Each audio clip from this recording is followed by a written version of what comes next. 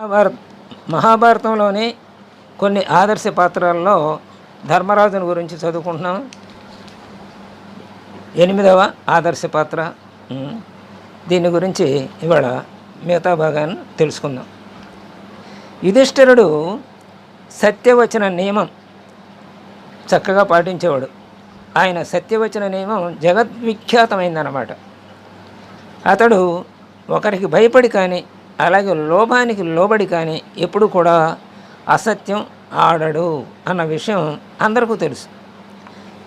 అతని సత్యనిష్టకు ఫలితంగానే అతని రథచక్రాలు భూమికి 4 అంగుళాల ఎత్తులో నిలిచి ఉండేవట. ఇప్పుడు జీవితంలో కేవలం ఇతడు ఒక్కమారు మాత్రం అసత్యం ఆడాడు. అశ్వత్థామ అనే ఏనుగు చనిపోతే అది చెప్పే నెపంతో అశ్వత్థామా హతః కుంజరః అని అన్నాడు. అంటే అశ్వత్థామ మరణించే అని ముందు పలికి చివరకు కుంజరః ఏనుగు అన్నాడు నెమ్మదిగా. ఈ ఒక్కమారు ఆడిన అసత్యం కారణంగా అతని రథచక్రాలు భూమిపైన అంటుకుని దొరలటం మొదలెట్టినాయి. అంటే అంతకుముందు 4 అంగుళాల పైకి నిలిచి ఉండేవి భూమికి. అసత్యం ఒక్కసారి ఆడినందువలన అవి నేల మీద ఆనినాయి అన్నమాట రథచక్రాలు. అంటే క్షణకాలం కల్పితములైనటువంటి నరక దృశ్యాన్ని కూడా అతడు చూడవలసిన వాడు అయ్యాడు తరువాత. ఇక ఇలా సత్యనిష్టలో గొప్పవాడే. ఇక యుధిష్ఠిరుని ఔదార్యం కూడా లోకోత్తరమైనటువంటిదే. కౌరవులు ఇతని రాజ్యాన్ని ఏ విధంగానూ ఇతనికి తిరిగి ఇవ్వడానికి సమ్మతించలేదు.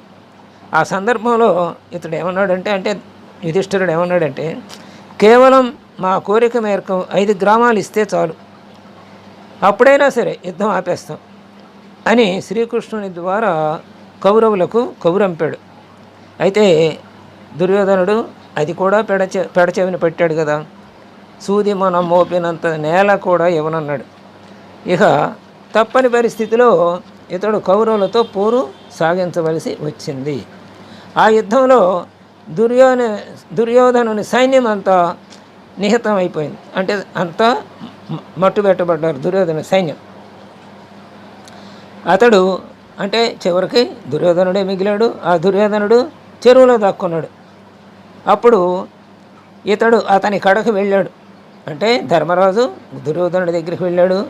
సోదరా, ఆ మడుగులోంచి బయటిరా, మాలో ఎవరితోనైనా సరే యుద్ధం చేయి, నువ్వు గెలిస్తే ఇక మేము వెళ్ళిపోతాను తిరిగి అన్నాడు. రాజ్యం నీదే అవుతుంది అన్నాడు. ఈ విధమైన నిబంధనని మరి ఎవరైనా పెడతారా? ఎందుకంటే బలవంతుడైనటువంటి భీముడితో సమానమైన బలవంతుడు దుర్యోధనుడు. అయినా సరే ధర్మయుద్ధం చెయ్యి అని అడిగాడన్నమాట. అయితే దుర్యోధనుడు వచ్చాడు బయటికి. ఆ తర్వాత భీముడితోనే యుద్ధం చేశాడు, ఓడిపోయాడు. అంటే నిబంధన విధించడం ఆ ధర్మానందను వంటి అంటే ఎంతటి గొప్ప నిబంధనలో కూడా కుటిలత్వం లేకుండా సరైన నిబంధన విధించాడు. అలాంటి ధర్మానందునికే అలాంటి గొప్పతనం ఉంది. మనం చరిత్రలో చూస్తే అలాంటి వాళ్ళు చాలా అరుదుగా కనపడతారు. చివరకు అతడు భీమసేనుతో పోరాడాడు, ఓడిపోయాడు. అంటే నిహతుడు అయ్యాడు కూడా. అప్పుడే కదా తొడల మీద కొట్టి సంహరించాడు. ఆ తర్వాత యుద్ధం ముగిసిన తర్వాత యుధిష్ఠిరుడికి పట్టాభిషేకం జరిగింది. అక్కడ కూడా ఏ శత్రువునైనా సరే ఆ శత్రువు కుటుంబానైనా సరే తన బంధువులుగా భావించి వాళ్ళను కూడా ఆ శత్రుభావన అనేది మనసులో ఏమాత్రం ఉంచుకోకుండా వాళ్ళను కూడా తన వాళ్ళుగా భావించేటువంటి మంచి లక్షణం ఉన్నటువంటి వాడు యుధిష్ఠిరుడు. అలాగే యుద్ధం ముగిసిన తర్వాత మరి అందరూ చనిపోయారు. ఇక పట్టాభిషేకం చేసుకున్నాడు. గాంధారి ధృతరాష్ట్రులు అప్పుడు ధర్మచంతుని దగ్గర ఉన్నారు, ధర్మరాజు దగ్గరే. ఆ సమయంలో కూడా ధర్మరాజు మరి గాంధారి ధృతరాష్ట్రులతో వారి పుత్రశోకాన్ని మరిచిపోగలిగినంతగా వ్యవహరించాడు మంచిగా. అంటే ఆ పుత్రశోకం 100 మంది పుత్రులు నశించారే, అల్లుడు నశించాడు కదా. అయినా సరే ఆ దుఃఖాన్నంతా మరిపించేంతగా మంచిగా ఆ పెదనాన్నగారితో పెద్ద తల్లితో ప్రవర్తించాడు. వారికి వారికి రాజ్య కార్యాలన్నిటినీ కూడా తెలియజెప్పేవాడు. ఆయన ఆమోదాన్ని తీసుకునేవాడు. ఆ తర్వాతే ఆ రాజకార్యాలన్నీ నిర్వర్తించేవాడు. అంటే రాజ్యకార్య నిర్వహణ కూడా పెద్ద తల్లిని పెద్ద తండ్రిని కోరి విని వాళ్ళకి చెప్పి వాళ్ళ అనుమతిని తీసుకుని చేస్తుండటమే కాక, ఇంత కార్యభారాన్ని నిర్వహిస్తున్నా కూడా పెద్ద తల్లి పెద్ద తండ్రిని సేవించడానికి తగినంత సమయాన్ని మిగుల్చుకునేవాడు. అంటే వాళ్ళ కోసం కేటాయించేవాడు అన్నమాట, వాళ్ళ సేవ కోసం. ఇక అతని తల్లి అయినటువంటి అంటే ధర్మరాజు యొక్క తల్లి అయినటువంటి కుంతీదేవి, సామ్రాజ్ఞి ద్రౌపదితోడా కూడా, ద్రౌపది కుంతీదేవి వీళ్ళు కూడా ఇతర వధువులతో కూడా కూడి గాంధారికి సేవలు చేస్తూ ఉండేది ద్రౌపది, అలాగే కుంతీదేవి. వారి పుత్రశోకం పెచ్చిరిల్లే సందర్భం ఏదీ రాకుండా వీరు వారితోడ బహు జాగరూకతతో వ్యవహరించేవాళ్ళు. అంటే కుటుంబం యావత్తు, పాండవ కుటుంబం యావత్తు అంత గొప్పగా ప్రవర్తించారన్నమాట. కడకు గాంధారి ధృతరాష్ట్రులు తమ శేష జీవితాన్ని వనంలో గడపడానికి నిశ్చయించుకున్నారు. అప్పుడు ధర్మనందనుడు చాలా దుఃఖించాడు. వారితోడ తాను కూడా వనవాసం చేయడానికి సన్నద్ధుడయ్యాడు. అప్పుడు వ్యాసుడు వచ్చాడు. అతి కష్టం మీద అతని వనవాస ప్రయత్నాన్ని విరమింపజేశాడు. ఇంతమంది ప్రజలు నీకోసం ఉంటే వాళ్ళు చివరి దశలో ఉన్నారు, వాళ్ళు వనాలకు వెళ్ళినా పర్వాలేదు, నువ్వు కూడా వనాలకు వెళితే ఇక్కడ రాజ్యభారం ఎవరు వహిస్తారు, ఇంతమంది ప్రజల యోగక్షేమాలన్నీ తలకిందులవుతాయి అని నచ్చజెప్పాడనమాట వ్యాసుడు. అప్పుడు ఇక ఆయన విరమించాడు. అయినా కుంతీదేవి మాత్రం వారిని అనుగమించి వనంలోకి వెళ్ళలేదు.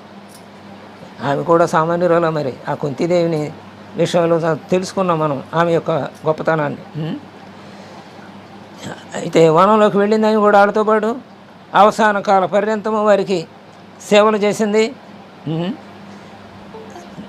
ఈ వన ఆగమనానికి ముందు ధృతరాష్ట్రుడు తన మృతపుత్రులకు బంధువులకు అందరికీ కడపటిసారిగా శ్రాద్ధ విధులను నిర్వర్తించాలి అనుకున్నాడు. కోరి బ్రాహ్మణులను విరిగా దానాలు చేయ సంకల్పించాడు. అయితే ఈ మాట విని ధర్మరాజు, మీకు ఎంత ఇచ్చగా ఉంటే అంత దానం చేయండి, ఆ సమయంలో నాకేమీ పర్వాలేదు అని చెప్పి హృదయపూర్వకంగా వాళ్ళ కోరిక మేర దాన ధర్మాలకి అవకాశం ఇచ్చాడు. ఆశించిన దానికంటే అధికంగా సంపదను వినియోగించుకోగల సదవకాశాన్ని తన పెద్ద తండ్రికి కలగజేశాడు అన్నమాట.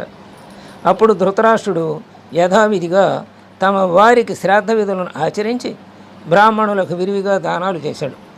ఆ సమయంలో మహారాజు అయిన యుధిష్ఠిరుడు ధృతరాష్ట్రుని సంకల్పం మేరకు ధనాన్ని రత్నాలను నది ప్రవహించిన విధంగా ప్రవహింపజేసి వేశాడు. అంటే ఏ మాత్రం వెనకాడలేదు. పిదప గాంధారి ధృతరాష్ట్రులు వనానికి పయనం అయ్యారు. అప్పుడు తమ రాణులతో కూడి పాండవులు పాదచారులై చాలా దూరం వారిని అనుగమించి పోయి సాగనంపి వచ్చారు.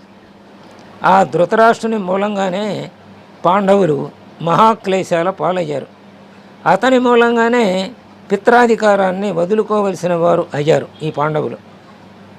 అతని మూలంగానే అంటే ధృతరాష్ట్రుని మూలంగానే ఎన్నోసార్లు వనవాస క్లేశాలను భరించవలసి వచ్చింది.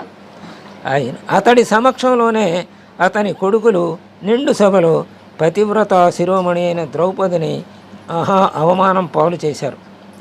అతని కారణంగానే పాండవులు బిచ్చగాళ్ళయ్యారు, ఇల్లిల్లు తిరగవలసిన వారయ్యారు. పాండవులు స్వీకరించడానికి సమ్మతించినను అతని పక్షం వారే 5 గ్రామాలు ఇచ్చడకు ఇచ్చగించలేదు. తత్ఫలితంగా ఇరు వర్గాల నడుమ ఘోర యుద్ధం సాగింది. ఈ యుద్ధంలో మానవ మారణ హోమం జరిగింది. అట్టి కంటక శత్రువు అనదగిన ఆ ధృతరాష్ట్రుని ఎడల అరమరికలు లేని స్థిరమైన ప్రేమను ప్రదర్శించగలగడం అన్నది, కడదాకా అతనికి సుఖం కలిగించడం అన్నది యుధిష్ఠిరుని వంటి పరాకాష్ఠకు చేరిన మహాపురుషునికే చెల్లుతుంది. దానికి కారణం తన అన్నదమ్ములు, తన కుటుంబంలోని మిగతా వారు కూడా. మరి ద్రౌపది, అలాగే సేవకులు, అలాగే కుంతీదేవి వీళ్ళందరూ సహకరించారు. అంటే ఆ కుటుంబమే అంత గొప్పది. శత్రువు విషయంలో ఇంత మంచితనంతో ప్రవర్తించడానికి సంబంధించిన ఉదాహరణలు మనకు ప్రపంచంలో వీళ్లపై లెక్కించదగిన మాత్రమే ఉంటాయి. అంత గొప్ప వ్యక్తి మన యుధిష్ఠిరుడు. ఇంకా అలాగే సుగుణాలతో పాటుగా ఒక విలక్షణమైనటువంటి శరణాగత వాత్సల్యం కూడా ఉంది ఆయనలో, యుధిష్ఠిరులు అన్నమాట. అలాగే ప్రేమ కూడా ఉంది. ఈ రెండు సద్గుణాలు శ్రీకృష్ణుని పరమధామ గమనం వార్తను విన్నప్పుడు, యదువంశ నాశన వార్తను విన్నప్పుడు ధర్మరాజుకు ఎంతో దుఃఖం కలిగింది. అప్పుడు అతడు తనలో ఇలా తర్కించుకొని పరితపించాడు ధర్మరాజు.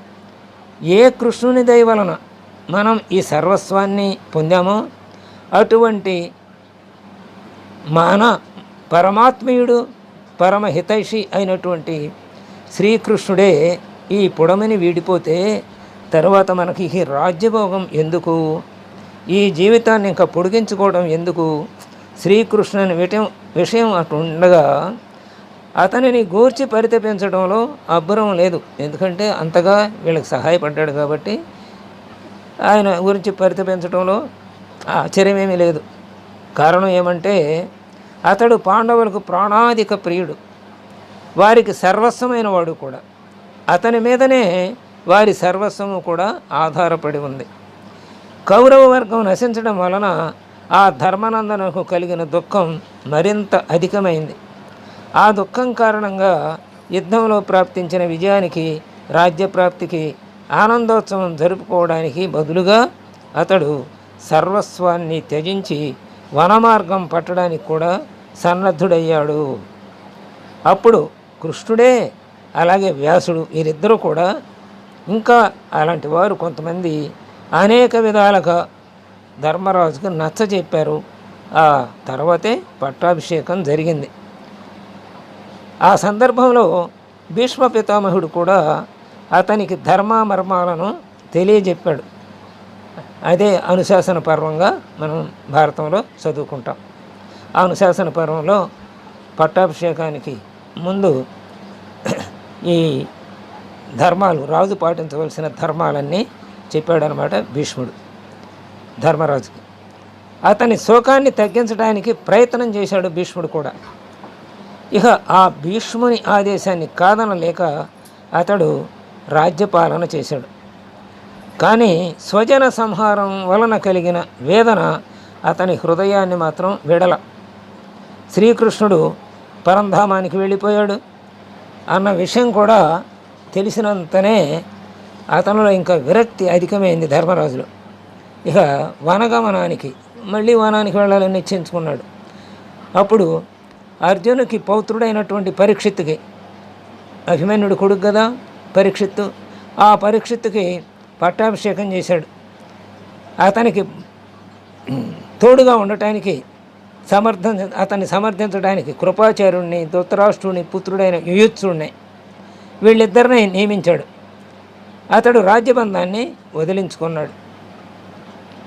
అనంతరం తన నలుగురు సోదరులను, ద్రౌపదిని వెంటబెట్టుకుని వెళుతున్నాడు. హస్తినాపురం నుండి పయనమయ్యాడు. భూప్రదక్షిణం చేసే సమయం అన్నమాట అదంతా. ఆ సంకల్పంతో ఎన్నో దేశాలలో సంచారం సాగిస్తూ వెళ్ళారు. ఆ తర్వాత అందరూ కూడా హిమాలయాన్ని అధిగమించే పేరు పర్వతం దిక్కుగా ముందునకు సాగారు. అలా సాగుతూ ఉంటే మార్గమధ్యంలో ద్రౌపది, భీమార్జునులు, నకుల సహదేవులు ఒక్కొక్కరుగా వరుసగా నేల మీద కూలారు. అయినా వారు పడిపోవడాన్ని కూడా పట్టించుకోకుండా ధర్మనందనుడు ముందుకే సాగిపోతూ ఉన్నాడు. అంతలో దేవరాజు అయిన ఇంద్రుడు స్వయంగా అతనిని తన లోకానికి తీసుకువెళ్ళటం కోసం రథం మీద వచ్చాడు, ఎదురుగా నిలుచున్నాడు. కానీ ధర్మరాజు ఆ రథాన్ని ఎక్కటానికి నా సోదరులందరూ లేరు కదా, నేను ఎక్కను అన్నాడు. అప్పుడు ఇంద్రుడు ధర్మరాజుతో అన్నాడు, నీ సోదరులు అందరూ, నీ ద్రౌపది అందరూ కూడా ముందే స్వర్గానికి చేరారు, నీవు ఇప్పుడు రా అని చెప్తే, సరే వస్తాను, కానీ నా వెంట ఇప్పుడు దాకా కుక్క వస్తుంది, ఆ కుక్కను కూడా తీసుకువెళ్ళాలి అన్నాడు. ఆ కుక్క ఎవరో కాదు, ధర్మ దేవతే. ఆయనే ఈయనని పరీక్షించడానికి ఆయనే ధర్మదేవతే కుక్కగా వెంటనే వచ్చాడనమాట, పరీక్షించడానికి యుధిష్ఠిరుణ్ణి. ధర్మానందనుని ఈ సాటి లేని శరణాగత వాత్సల్యం, మరి కుక్కని కూడా తనతో పాటు స్వర్గానికి తీసుకువెళ్ళాలనే విషయంలో ఆయన శరణాగత వాత్సల్యం మనకి అర్థమవుతుంది. కాబట్టి అప్పుడు ఈ ధర్మదేవత తన నిజ రూపాన్ని చూపించాడనమాట. ఇంద్రునితోనూ ఇతర దేవతలతోనూ దేవర్షులతోనూ కూడా ఊర్ధ్వలోకాలకు వెళ్ళిపోయాడు. అంటే సశరీరంగా వెళ్ళాడినా స్వర్గానికి. ఇంతకుముందు బొందితో స్వర్గానికి సశరీరంగా వెళ్ళిన వాళ్ళని మనం వినలేదు. కాబట్టి యుధిష్ఠిరుడు యొక్క దయ సాటి జీవుల పట్ల, అలాగే ఏ జీవి ఆ జీవి అనే లేదు, అన్ని జీవుల పట్ల మమకారం అంతగా ఆయనకు ఉందన్నమాట.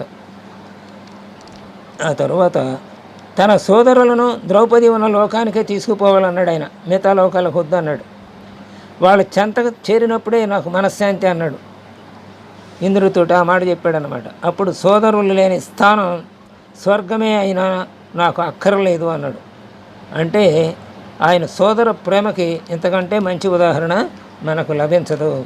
ఇంకా మిగతా విషయాలు ధర్మరాజుని గురించి రేపు తెలుసుకుందాం. స్వస్తి.